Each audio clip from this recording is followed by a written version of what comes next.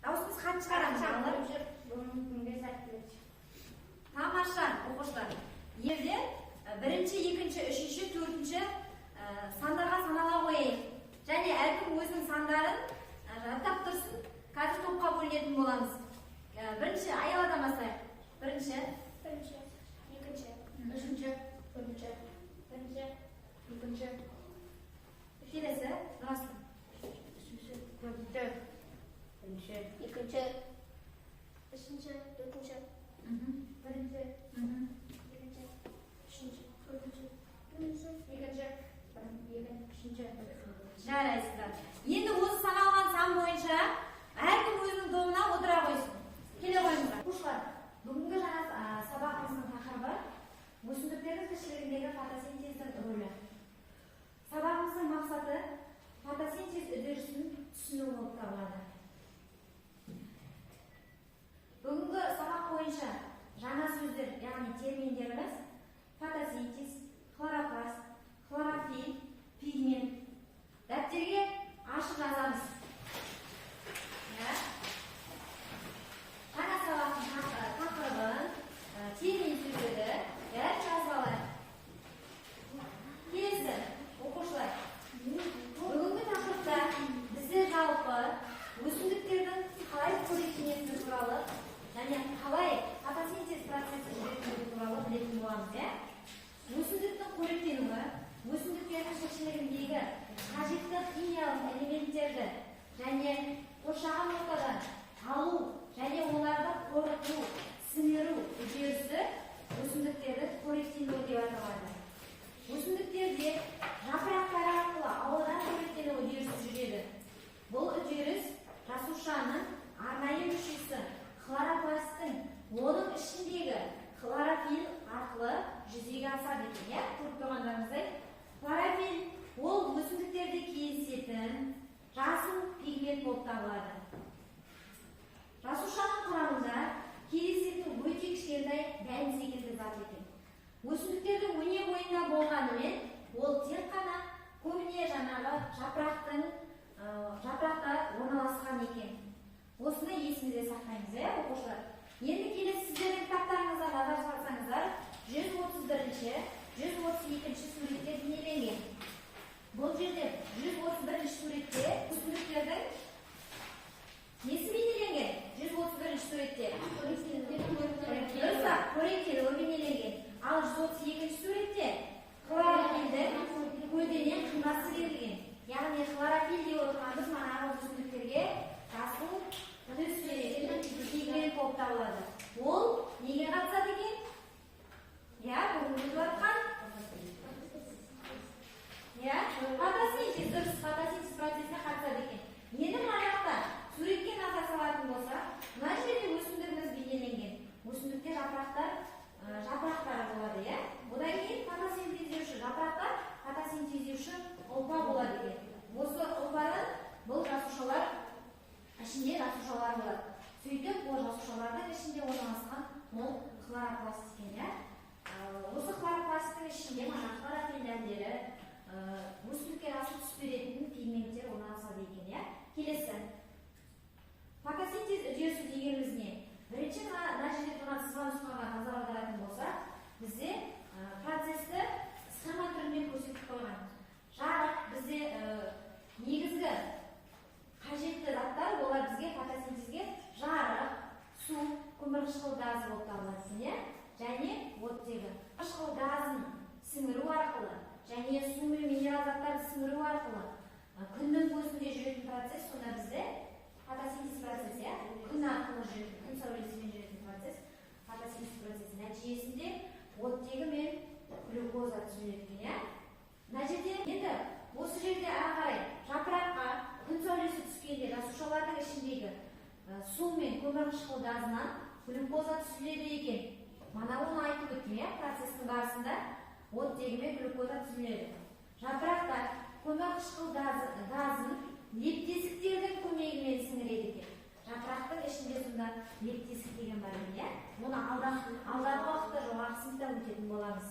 Ал су тамырдың көмегімен сіңіріледі екен. Фотосинтез кезінде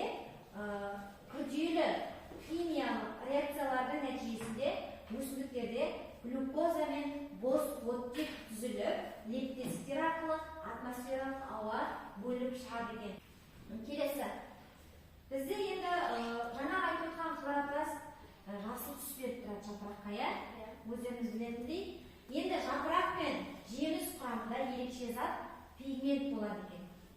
Пигмент деген ол манағы өсімдіктің жапырағына жасыл түс беріп тұрады. Сосын тағы не істейді? Әртүрлі түс береді дейді, иә? Мысалы, жапырақ түсетін кезде, жеміс піскен кезде хлорофилл жойылып кетеді де, оның орнына не келеді дейді? Орнына өсімдіктерге қызыл, сары, ақ түс беретін хромопласт келеді, иә? Әртүрлі түс беретін хромопласт келеді екен. Келесі. Қане балалар, енді осы сұрақтарға жауап бере қояқшы. Бүгінгі жаңа тақырып бойынша, иә, фотосинтездің қызметі қандай? Омар айта ала. Күн сөйлесін.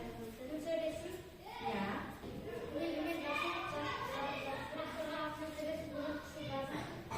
Өте дұрыс, иә. Атмосфераға оттегі мен нені бөліп шығарады? Глюкозаны бөліп шығарады. Яғни, өткен бойындағы биоорганикалық заттарды сіңіріп, органикалық заттарды түзу процесі екен, иә?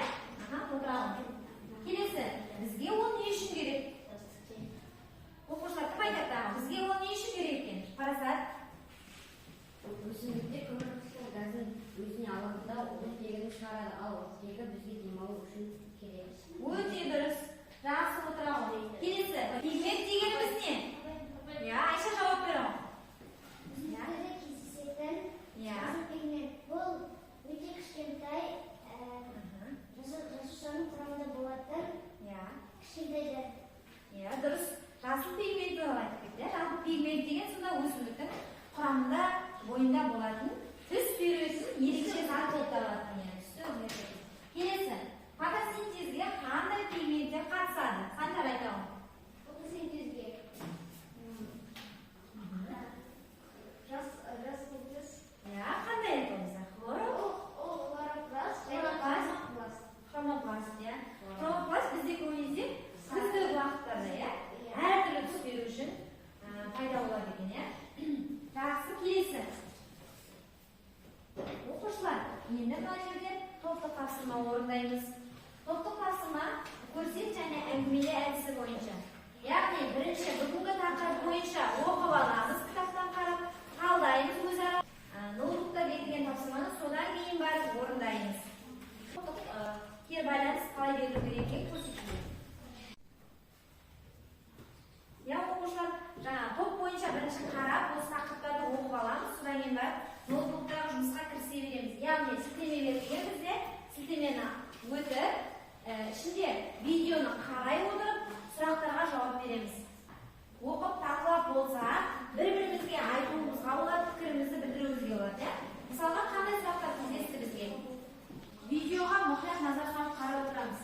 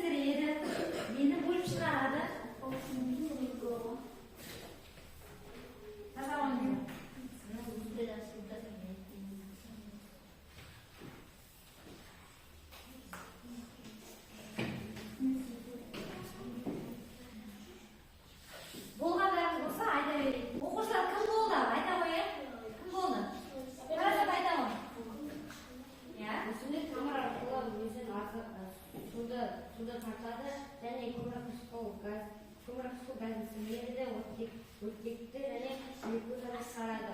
Және күн өсімдікке жарық береді. Өте дұрыс, тамаша. Келесі. Сандар айтамын.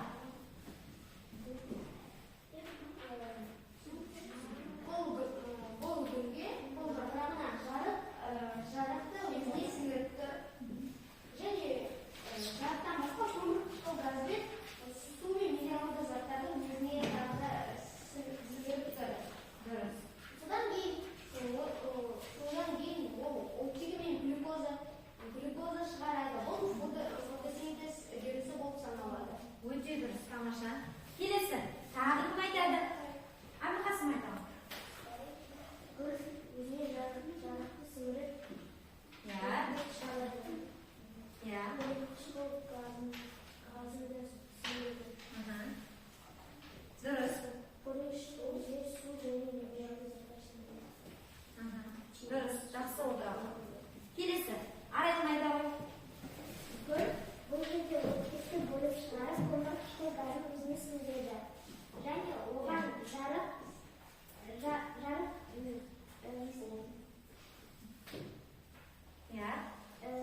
оған Жарық сәулесі түсіп тұрады.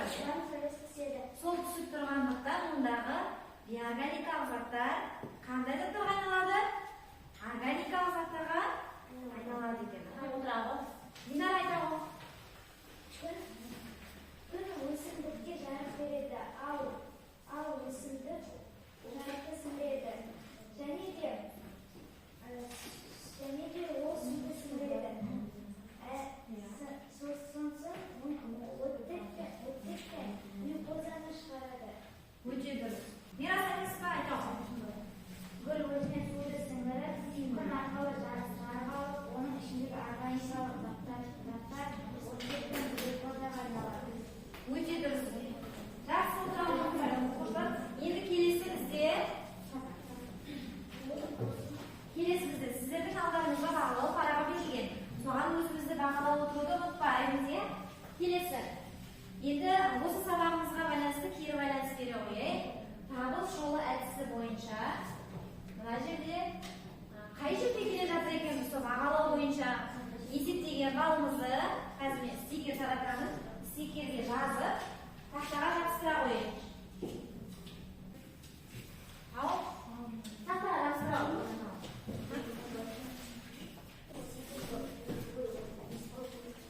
Тақтаға жабыстыра береміз болғандарымыз.